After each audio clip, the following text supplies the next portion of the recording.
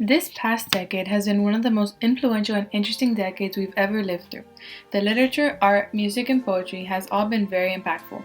We are going to be discussing and going more in depth on all of these. One influential poet at this time is Langston Hughes. James Mercer Langston Hughes was born on February 1st, 1902 in Joplin, Missouri. Hughes wasn't really close to his parents when he was younger. His parents ended up splitting up soon after his birth. His father moved to Mexico and his mother moved around a lot. Hughes was primarily raised by his grandmother until she died in his early teens. After her death, his mother took him in and they moved around a lot until they settled in Cleveland, Ohio. Around this time, Hughes decided to start writing. In 1920, Hughes graduated from high school soon after publishing his famous writing, The Negro Speaks Over the River. This poem came out in June 1921. This poem was a free verse that talked about how African Americans lived before and after leaving their land. The poem includes the voices and memories of Africans that were forced into slavery. Hughes even included a time when Lincoln fought to abolish slavery. The speaker speaks from the depth of his heart and provides glimpses of his heritage, memories attached with ancient rivers in Africa. After his first published poem, Hughes continued to write. Another one of his big hits was the Weary Blues. In 1925, this poem won first prize in the Opportunity magazine literary competition. This poem caused him to receive a scholarship to attend Lincoln University. Hughes would also commonly use jazz rhythms in his work to depict the life of African Americans. He became widely known after these two for his writings. Hughes didn't stop there though. He kept going, publishing other famous poems such as I Too and Let America Be America Again. In the poem I Too, Hughes starts off the poem with I because he immediately wants his readers to know that not only whites can be Americans, but so can African Americans, since they are citizens and should be treated equally. This stanza is basically saying that he, along with his community, won't worry about what's being done. They will only worry about smiling and growing stronger as the segregation continues. This stanza starts off with tomorrow, implying what the future will be like. This is saying that tomorrow African Americans will rise and no longer be segregated. They will no longer be told what to do and how to do it. This stanza is saying how African Americans are inherently good and that Americans will feel bad for treating us the way that we were treated because we're just as equal as everyone else. Hughes ends off the poem with I Too Am America to emphasize that African Americans are Americans and they are going to move forward and get stronger. On May 22nd, 1967, Hughes unfortunately died from complications with prostate cancer. Another important part of this decade is literature. The literature of this past decade really had some works that will forever be remembered. An unforgettable and influential writer of the time was Zora Neale Hurston. She was from the South and was all about celebrating African American culture. When she attended college, she studied anthropology under Franz Boas, as well as field studies in folklore among African Americans living in the South. One of her most recognized novels was Their Eyes Were Watching God. Now, this is about a black young lady who was raised and lived with her grandmother because her mom got pregnant with her daughter young and basically left. This young lady and her grandmother lived in the South. Her grandmother was getting older and felt as if she couldn't take care of her granddaughter as well anymore, so she wanted her granddaughter to marry someone that could take care of her. The granddaughter didn't want to marry this man, but she did it because she knew that it would make her grandma happy and felt guilty if she didn't. This man was way older than the young lady and was also white. She lived with him, and in the beginning she didn't think it was that bad, but as she continued living with him, she began to hate it. She hated how she was married and living with someone who she didn't love. One day, while her husband is out, this black man, who was younger than her husband, came to her house and she found him very attractive. They started talking and decided she was going to run away with the new man and start a life with him. She fell in love with him and the life they had, but disliked how he would diminish her and her abilities because she was a woman. There was a hurricane, and since they were in the South, they were used to it and did not think that it was going to be so bad. They were very mistaken. This hurricane was so bad that it flooded their town and they had to go to the next town over. Her husband got sick because a rabid dog bit him when him and his wife were struggling to get to the other town and were in the floodwater. Her husband was going crazy and pointed a gun to her. She had feared he was going to do something crazy like this, so she hid a gun somewhere in the house for safety purposes. He had rabies and was crazy, so she shot him because she didn't want him to shoot her and he was not okay mentally. After this, she went to trial and it was a lengthy one, but was found not guilty.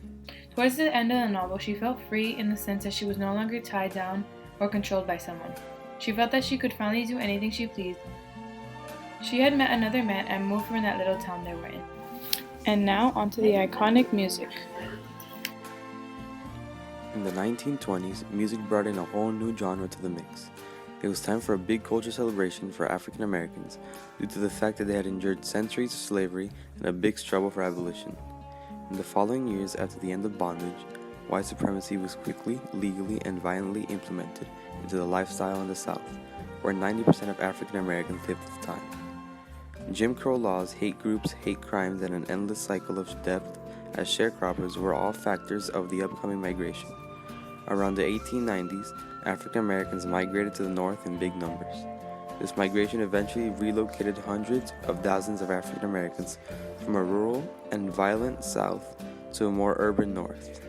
Many African Americans realized that they had lived similar life experiences while living in the south, and instead of wallowing in self-pity and bringing each other down, they ignited an explosion of cultural pride called the Harlem Renaissance. Jazz flouted and changed many music conventions with its unique syncopated rhythms and improvised instrumental solos. There were thousands of city people who would come every night to shows and watch the same performers over and over again. Some of the most important and famous artists of the 20s were Duke Ellington, Bessie Smith, Billie Holiday, Jelly Roll Morton, and Louis Armstrong. All these individual artists drew huge audiences as all of America caught jazz fever. Louis Armstrong was a jazz trumpeter, band leader, and a singer known for songs like What a Wonderful World, Hello, Dolly, Stardust, and La Vie en Rose. Born in New Orleans on August 4, 1901, Louis Armstrong was heir to the poverty suffered by Southern blacks all over the U.S. in this time period. Louis' childhood was a difficult one. His father was a factory worker and abandoned his family soon after Louis' birth.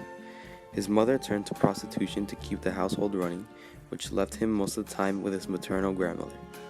Louis was obligated to leave school in the 5th grade to help the family by working. Louis' interest in music came to life when a local Jewish family gave him a job collecting junk and delivering coal. They would also go out of their way to invite them into their home for meals and also encourage him to sing. On New Year's Eve in 1912, Louis was arrested for shooting his stepfather's gun in the air during the celebration. He was sent to Colored Waves Home for Boys, where he was able to receive music teachings on the cornet and instantly fell in love with music. Louis Armstrong was one of the most well-known inventive trumpet and cornet players in the 1920s. He had a foundational influence in the jazz genre by shifting the focus of the music from collective improvisation to being able to perform solo. As a black man living and working in a very segregated society, he symbolized the civil rights struggle that helped in changing the America he lived in. Lastly, another extremely influential aspect of the time was the art.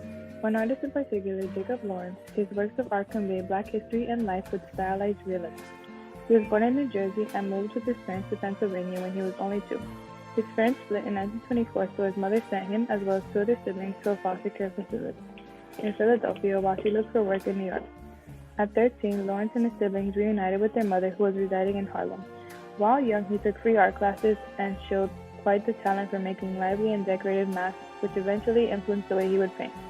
Although he dropped out of school at the age of 16, he continued taking classes at the Harlem Art Workshop under the mentorship of artist Charles Alston and frequently visited the Metropolitan Museum of Art.